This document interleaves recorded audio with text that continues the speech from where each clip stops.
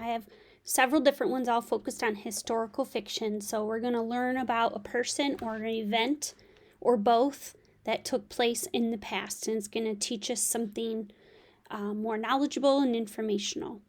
So this story is Pop's Bridge, written by Eve Bunting and illustrated by C.F. Payne. So this book's organized a little differently, so we get to enjoy and see the bridge first, check out the pictures, and then I'll go to the next page, and they wrote this a little bit bigger on the next page.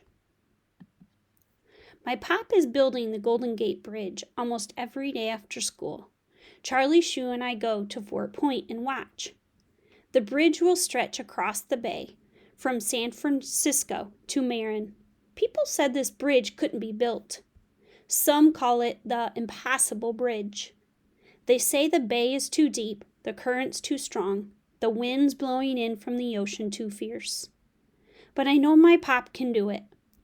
Whenever I say he's building the bridge, Mom laughs.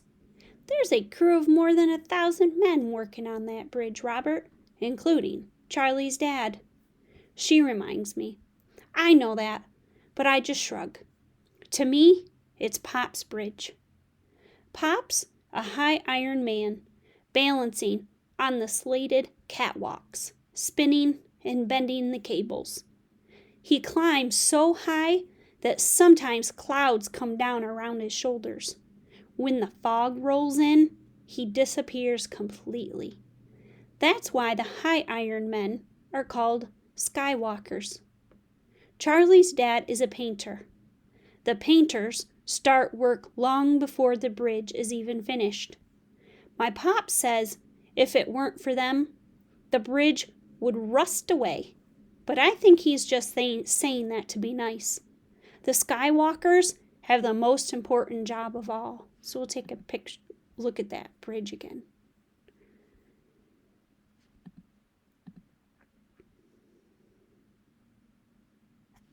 You can see him way up here in the painters. At Fort Point, I look for Pop through the binoculars Mom lends me. The workers look alike in their overalls and swabby hats, but I can always find my Pop because of the red kerchief he ties at his throat. It's our own scarlet signal. I don't worry much about him on days when the sun sparkles on the water, when sailboats skim below. It's so beautiful, I can forget that it's dangerous too. But when the wind blows through the Golden Gate, the men cling to the girders like caterpillars on a branch. On foggy days, my hands sweat on the binoculars. Where is he? When I find him, I try not to look away, as though the force of my eyes can keep him from falling.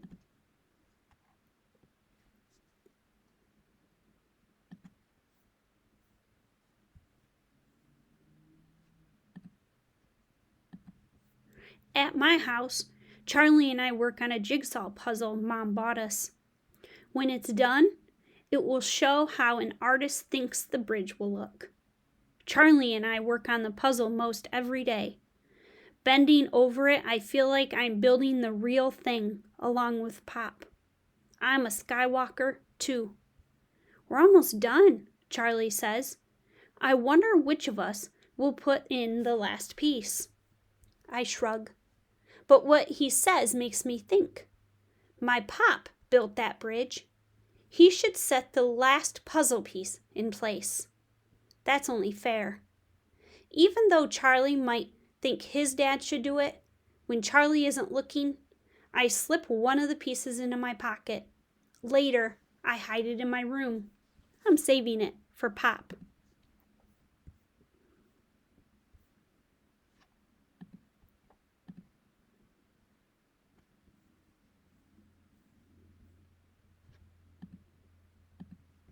The Impossible Bridge is nearly finished.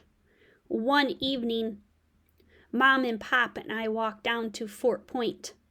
The bridge hangs between stars and sea. It's like a giant harp, my pop says. A harp for the angels to play. I look up at him, and I can tell this wasn't just a job to my pop. He loves the bridge. In San Francisco, there is great excitement. Everyone is waiting for opening day. Charlie and I have watched nearly every bit of the bridge go up. We saw the two spans come together from opposite directions. We saw them meet. We saw the roadway go in.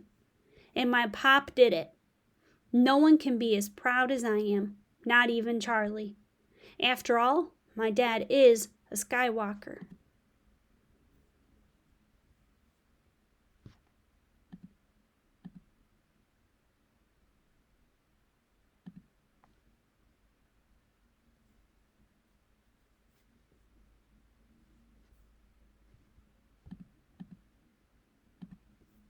And then one day, something terrible happens. Charlie and I are watching as the scaffolding pulls away from the bridge. There's a noise like a train wreck as the scaffolding crashes down into the safety net. The net tears loose, and men go with it into the swirling tide. I can't breathe and I can't think.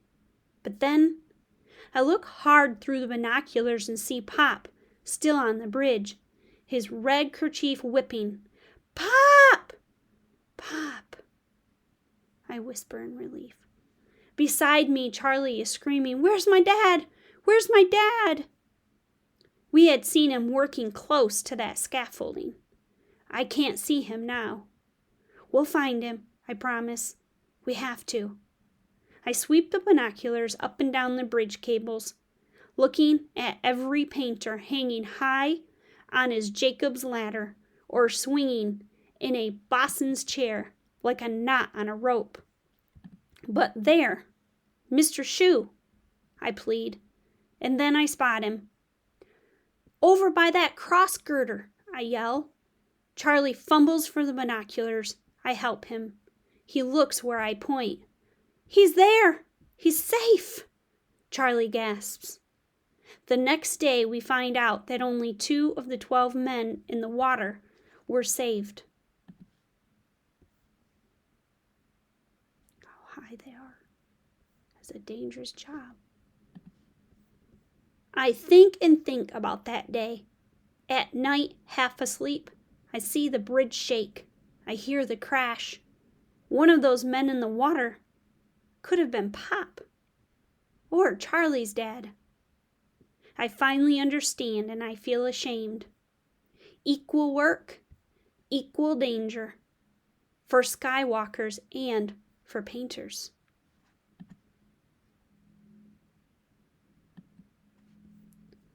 The work goes on. A new safety net is put in place. Pop says there's less talking and joking now among the men. There's a remembering. But the bridge must be finished, and at last it is. We watch through Mom's binoculars as the golden spike is drilled in at the center of the main span. Now the celebration can begin.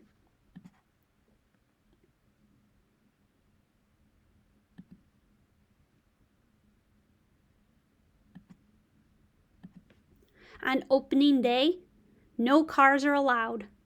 Thousands of people walk and dance and roller skate across the bridge, including us. I wear Pop's kerchief around my neck. There's a man riding a unicycle. There's another on stilts. Navy biplanes fly above the great steel towers. Battleships and cruisers sail below the bridge and in San Francisco Bay. Wind strums its music through the stretch of the cables, and I think of my Pop's harp.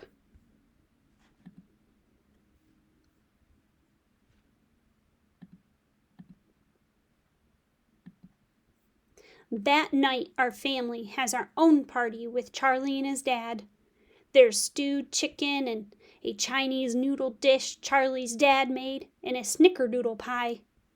The jigsaw puzzle sits on the coffee table with a gap in the middle. I've searched and searched for that missing piece, my mother says. A good thing we didn't leave our bridge with a space like that, Mr. Shue says. Pop chuckles. We'd be working still. It's time. I slip upstairs to get the hidden puzzle piece, then find the scissors and cut the piece carefully in half. I go back down and put a half piece in Mr. Shue's hand and the other in my pop's. Finish it, I say. It's your bridge. It belongs to both of you. You notice that he's changed? His thoughts from earlier?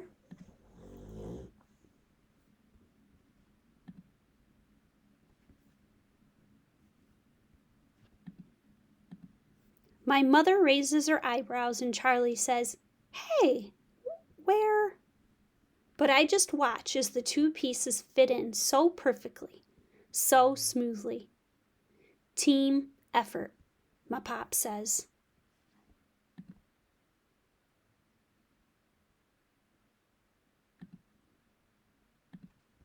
We raise our glasses of sarsaparilla to celebrate the laborers and the riveters, the carpenters and the painters, and the men who work together to build the most beautiful bridge in the world. A note from the author. The Golden Gate is the stretch of water between San Francisco and Marin County in California. Before 1933, the only way to cross this part of the San Francisco Bay was by ferry. A bridge was needed. But how could one be built? The span is more than a mile wide. The water is deep and treacherous, with strong winds rushing in and out of the Golden Gate each day. Winds of up to 80 miles per hour roar in from the Pacific Ocean and can churn up 50-foot waves. What bridge could be long enough and strong enough to overcome these obstacles? And what would happen to the bridge and to the traffic on it if an earthquake hit? The terrible 1906 San Francisco earthquake was still a recent memory. An engineer named Joseph Behrman Strauss claimed that a suspension bridge could be built and that he was the man to build it. He estimated the cost would be $35 million. That was another obstacle. Where would the money come from? Despite his many critics, Joseph Strauss was unshakable. He drew up the plans. He persisted. He had the know-how. And in the end, people listened and believed. The money was raised by taxes and the sale of bonds. Strauss agreed that if bids for construction costs went above his estimate, the deal was off. He knew the dream that he'd worked on for years was close to becoming a reality. Jobs for laborers on the bridge went only to local workers. More than 1,000 men worked on the bridge from its beginning in January 1933 to its completion in April 1937. Some lost their lives. Although Robert, Charlie, and their families are fictional, the tragic accident in this story really happened. The suspension bridge was flexible enough to survive the force of the winds. Its great towers and cables were strong enough to carry the traffic that would cross its roadway. It was limber enough so the towers would sway without breaking and the cables would stretch without snapping if there was an earthquake. A quake did jolt the bridge during construction. One of the towers swayed 16 feet toward the ocean and 16 feet back toward the bay. It righted itself and remained secure and standing. When the Golden Gate Bridge was finished, there was more than $1 million left over. What a triumph! In May 1937, the impossible bridge was finally open. The city of San Francisco and the world celebrated. Less than a year later, Joseph Behrman Strauss, the man everyone called the practical dreamer, died. He had once been asked how long he expected his beautiful bridge to last. Confidently, he replied, "Forever." And this is dedicated for all those who work to build the most beautiful bridge in the world. And I bet if you do a little bit of Google research, you'll be able to see some beautiful pictures of the Golden Gate Bridge.